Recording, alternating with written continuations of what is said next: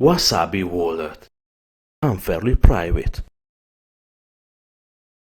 What's up everyone, I'm Ben with the BTC Sessions, and today we're going to take a look at Bitcoin versus altcoins when it comes to monetary policy. Hodl the Bitcoin. Before we jump in, of course, shout out to sponsors of the show, LEDN.io. This is where you can use your Bitcoin for a variety of different services. They've got their Bitcoin savings account where you can earn Bitcoin on your Bitcoin, paid in Bitcoin. They've got their Bitcoin backed loans. This is where you can use your Bitcoin as collateral to obtain a Canadian or US dollar loan. So if you're in a pinch, you need your hands on dollars, but maybe you don't want to sell your Bitcoin, this could be a great option for you. And finally, they've got their B2X offering, which allows you to get double the exposure to the price fluctuations of Bitcoin. If you want to check them out, there's a link in the show notes below. And if you opt to get a Bitcoin backed loan via the link, they'll actually give you an additional $50 worth of Bitcoin direct into your account. And secondly, we have Rise Wallet. This is a physical Bitcoin gift card that you can pick up at a store near you. It is great. I love this thing. It's super idiot proof and it's wonderful for onboarding new users, I find. So the way it works is you pick it up and you can gift it to anybody you like. They are instructed on the back of the card to download the paired app, at which point they scratch and scan a code on the back of the card. The app then creates them a brand new Bitcoin wallet held on their own phone and then sends them an on-chain Bitcoin transaction for the face value of the card. If you want to check them out, head over to risewallet.com and click on locations to see where you can grab one. They're currently only in Canada, but keep an eye on them because they're looking at expanding. And with that, let's dive into the show. So, as I said before, this episode is about monetary policy when it comes to Bitcoin versus altcoins. Now, this is largely targeted at newcomers to Bitcoin and the cryptocurrency space. Now, a lot of people end up here because they start curiously asking about money itself, or maybe they heard about Bitcoin and that led them to ask about what is money and what gives money value. And that probably took a lot of people down a rabbit hole of realizing that fiat currencies as we know them today, Canadian dollars, US dollars, the euro, the British pound, all of that is essentially created by central banks that there's really no oversight on. They just run the printing presses, they print unprecedented amounts of money to bail out banks when they over leverage themselves and thus inflate the base currency, which tanks the purchasing power of your savings. And so Bitcoin was largely created as an opt-out of this system. The problem with it is that a lot of people come into the space seeing what Bitcoin was created for, and they place those qualities on every cryptocurrency out there. And so they'll make the mistake of thinking, well, because Bitcoin has a sound monetary policy and was created as an opt-out of traditional fiat currencies that are just printed like nothing else, that must mean that all cryptocurrencies are a hedge against this central bank behavior. But that is largely not the case. So we're going to dive into 3 key points that I want you to start asking whenever you're looking at coins other than Bitcoin. So number 1, let's talk about the supply cap. If you're unfamiliar, Bitcoin has a cap on the total number of coins that will ever be created, and that number is 21 million. There are 21 million Bitcoin that will ever be created, and there's really not any way to change that other than if every single person using Bitcoin thought it was a good idea, which odds are that's not going to be the case. And so each Bitcoin can be subdivided, of course. You can have a fraction of a Bitcoin. In fact, Bitcoin can be subdivided up to 8 decimal points. But when you're looking at total Bitcoin, 21 million Bitcoin, that is the cap. But what about other coins? Do they all have caps on the number that will ever be issued? Well, the answer is by and large, no. Of course, there are some coins that do have a stated cap on the number of coins that will be created. But even when you start looking down the list of high up on the list cryptocurrencies, ones that have large market caps, even in the current number 2 spot, Ethereum has no clear cap on the number of coins that will be created. In fact, it was originally thought that Ethereum was going to have a total cap of around 100 million coins. However, that number has long been surpassed. You can look at something like XRP, and currently there's a cap, or not a cap, but currently there's a circulating supply of 43 billion units, roughly. And so a lot of people get into the habit of thinking, well, Bitcoin is at this current price, whatever it may be at the time you're watching this video, and this other coin is at a price that is far lower. Thus, this coin is a good deal because it's cheaper. But you have to keep in mind that the total number of units on the market or that will be created has an impact on the price of that coin.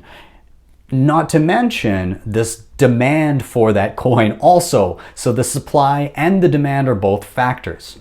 Even if something like XRP, where there's 43 billion on the market, had an equal demand to that of Bitcoin, which at the time of recording this video, there's about 18 million currently circulating, because the supply is so inflated with XRP, that means that a far lower price point would have a same market cap or same number of dollars across the ecosystem. So let's say just to set an easy number, let's say people had $100 billion each that they were willing to invest into Bitcoin and into XRP. With Bitcoin, there's only 18 million units currently on the market. That $100 billion means that the per unit price is going to be quite a bit higher than XRP that currently has 43 billion units on the market. So supply cap and circulating supply are very important when you're looking at the value of a cryptocurrency. Now, number 2. I want you to always think about issuance. How is the coin issued? How is it brought into existence and brought out onto the market?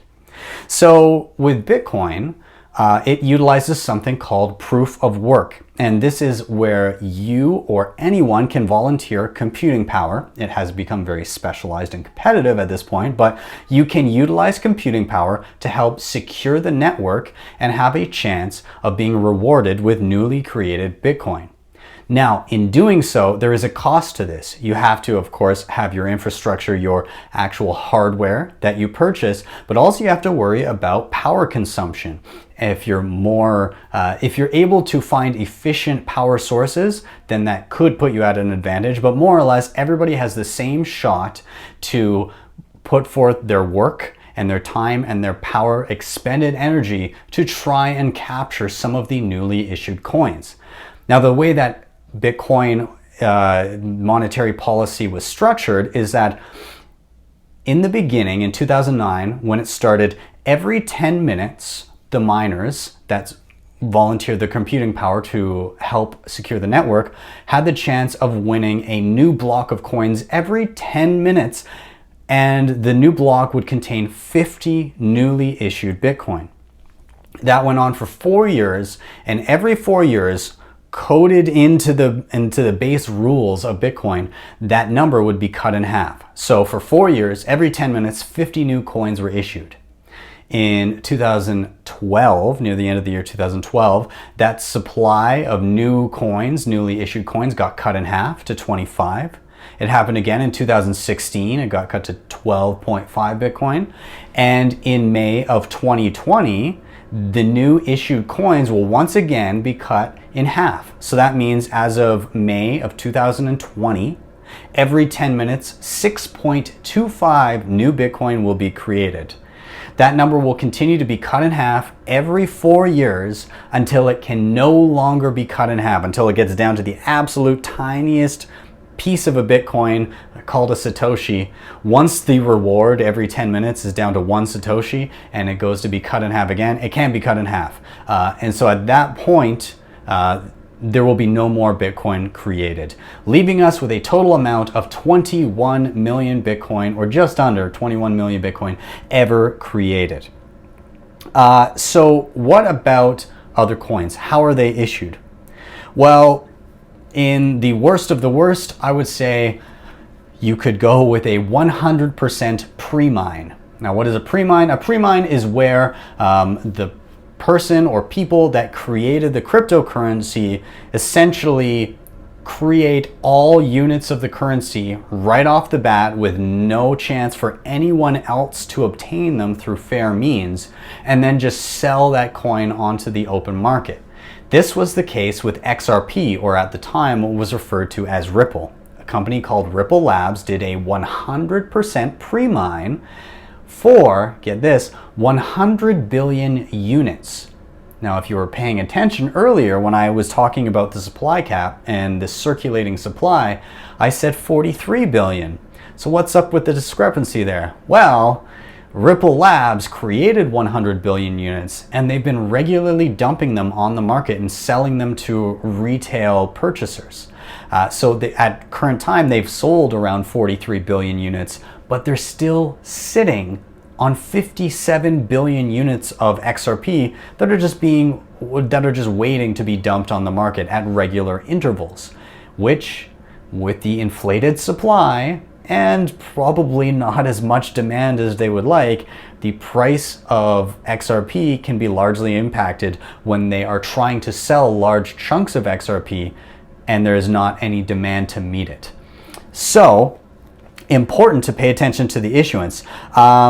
Also, if you go to a website called CoinMarketCap, it's one of the more popular websites that people tend to end up on when they're looking at the top cryptocurrencies. It's good to look at the column that reads circulating supply. And if you go down, there will be some asterisks beside some of the circulating supplies of these coins. And what that denotes is that the coin is not mineable, which means that you cannot volunteer computing power to secure the network and thus possibly get some of the newly minted supply over time. And so what that means is either it was created by a centralized entity like XRP, or it relies on something called proof of stake. So what proof of stake in comparison to proof of work is. So proof of work with Bitcoin, as I said, everyone has an equal shot as long as they expend their energy and their time and their effort and their computing power to secure the network. They have an equal shot of obtaining some of the newly minted coins. With proof of stake, it actually works that those with money get money. So the rich get richer. So more or less what happens is if you have that particular coin, you can do something called staking, where you lock up that coin and you get paid out dividends of newly created coins. Now, if you have lots of money, then this is great for you. If you have very little money, it's going to be very difficult for you to catch up. This largely favors early birds into the cryptocurrency. So if somebody was around years ago when when any of these proof of stake coins were created, they might have a larger nest egg of this particular coin, so they can stake much more than any regular retail investor could, and thus they will always outpace the gains of a regular retail investor. It also largely favors corporations like exchanges that hold large amounts of this coin on behalf of other people. Even if they pay part of the staking out to their users, they're likely taking a cut and thus getting a large portion of the newly minted coins. And so inherently, proof of stake is much less fair than proof of work, where everybody is at a level playing field the whole time, whereas proof of stake, if you got money, you get money. Number 3 largely just alludes to the previous two, the supply cap and the issuance that I referred to, but how much can you bank on those rules being upheld? In other words, are the underlying rules malleable? Can you change them? Because it's great to say if there's a cap on the supply and you know what the issuance is going to be and it seems to be fair, but what if that can be changed? Can it? Well, Bitcoin has successfully maintained its monetary policy since its genesis in January 3rd of 2009. It has not been changed. There's been no real effort to change it, nor has there been any way that somebody could have easily done that, as we've seen with the difficulty to change the base rules of Bitcoin. There's been plenty of bickering around ways to scale the system, but it does very much contribute to the certainty everyone has around the monetary policy of Bitcoin, which I believe is one of its biggest strengths and kind of the point for it being even being created in the first place. Now, let's take the example of Ethereum. As I said before, the market cap of Ethereum, or the number of the cap on issued coins, was originally thought to be 100 million. Since then, it has surpassed that by millions of coins. So what's up there?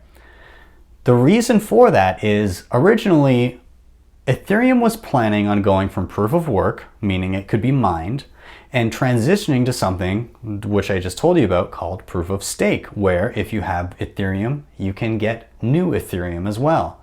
However, they keep on putting it off, and they keep on also changing the number of Ethereum that are issued every block. It used to be 3 Ethereum per block or 3 ETH per block. It got reduced to 2 ETH per block.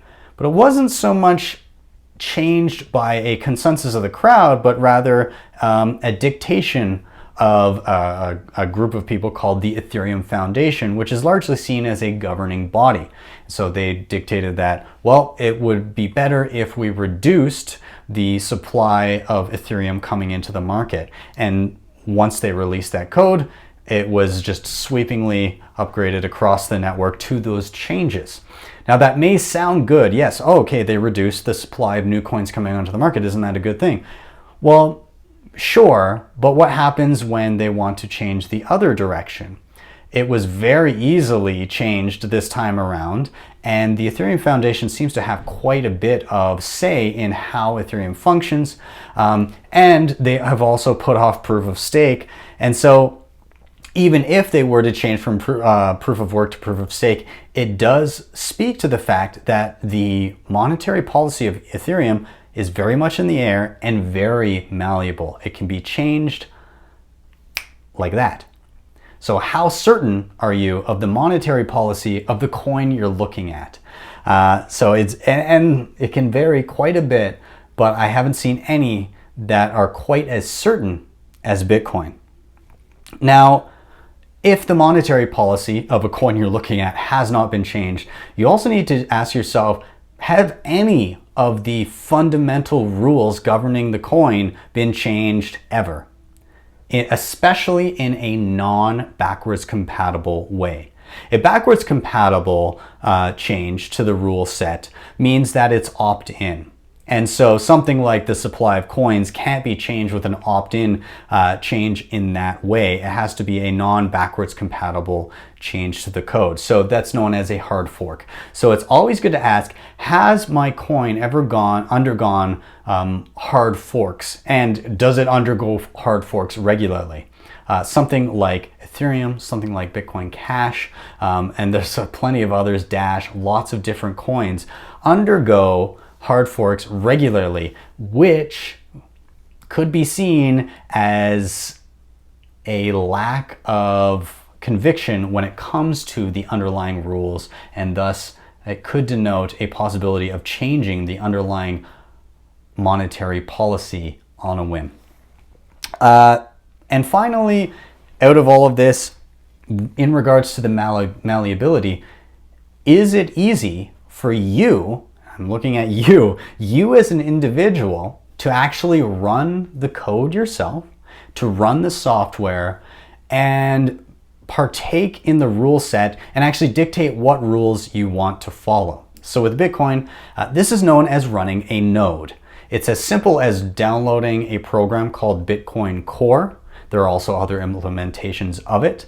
Or there's lots of other services where you can actually order specialized equipment for about $100 or less, or sometimes a little bit more if it's a fancy one. But you can run your own node quite easily, and that means that you agree to the rules of the network, and that if somebody tries to change them on you, you can opt out of that. You can say, absolutely not, I'm gonna run the program as is, and if you try to change the monetary policy, create more coins than originally were planned, well, I'm going to ignore those changes. And if that is accessible to anybody, if it's easy to run a node, then it is much less likely that the monetary policy will be changed in the future. This is very much the case with Bitcoin. It remains incredibly easy to run a node if you choose to. I run a couple myself, and you can easily run it on a laptop with enough space, or on a little Raspberry Pi computer, a dedicated box. You can run it in many different ways. Not everybody has to run a node, but it's important that it's accessible. With things like Ethereum, things like XRP, it is exceedingly difficult to run a node and dictate what the rules are going to be for yourself, and thus you can be coerced into following whatever central figures decide to change those rules, including monetary policy. So I'm going to wrap up there, guys. I hope you have found this informative. Again, it is very important to recognize that just because Bitcoin was created as an answer to poor central bank policies does not mean that other cryptocurrencies will also follow suit. So stay sharp, ask good questions, and I will see you next time for your daily session. Now, of course, always please do hit like, subscribe, and share if you're watching this on YouTube, or if you're listening on the podcast, of course, share that on your social media. It would be great to get more people listening there. You can help out the show in another way by hitting up the sponsors in the show notes below. That was LEDN and Rise Wallet, as well as Wasabi Wallet. Check them out.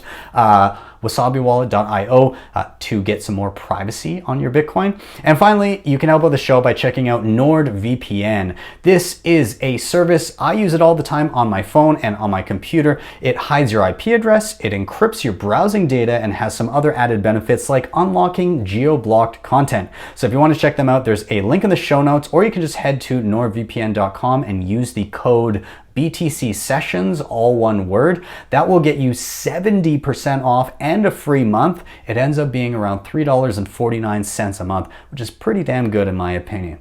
So with that, I am out. Have a wonderful evening, and I will see you next time for your daily session.